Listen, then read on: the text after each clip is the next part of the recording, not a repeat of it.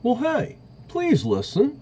Do you know what it was actually that turned me away from being a LYIN Christian Canaanite preacher? Well, I have a question for you, and maybe you have an answer. Please leave it in the comments if you do.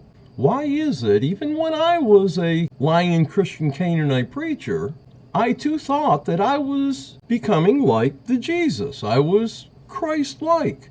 Every Christian I've ever met is not only born again, but they are Christ-like. But when I found out how I was rebelling, I immediately lost everything. But I started doing one thing that my King led me in to start keeping myself. For instance, what Christian do you know keeps the seventh-day Sabbath as the Ten Commandments? The fourth commandment of the Ten Commandments commands to keep the seventh day holy.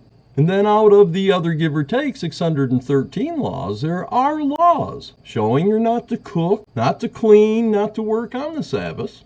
Messiah said to keep the commandments in John chapter 15. But please notice here, in Matthew chapter 12, and to change things up just a little bit, here in the revised, screwed up perversion, to change things up just a little, we'll start here in verse 6, saying, I tell you, something greater than the temple is here. Messiah speaking to himself, just rebuking the Pharisees and the priests and such. And he further saying, and if you had known what this means, and very few do, my friends, I desire mercy and not sacrifice, you would have not condemned the guiltless. And of course what this is saying is the Father does desire mercy, and to show him mercy you don't sin. The only time that you would have to bring a sacrifice to the Father is when you didn't show mercy because you broke the law and had to then have an animal killed because of what you done. Verse 8, now listen, for the Son of Man is the ruler, the Messiah, the King of the Sabbath.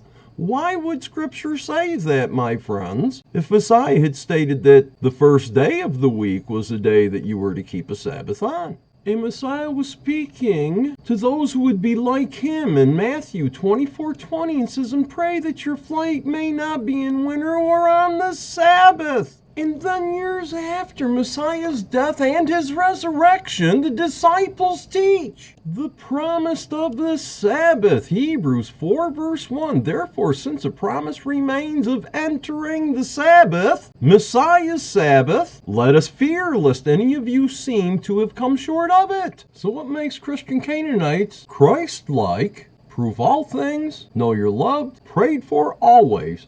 Bye.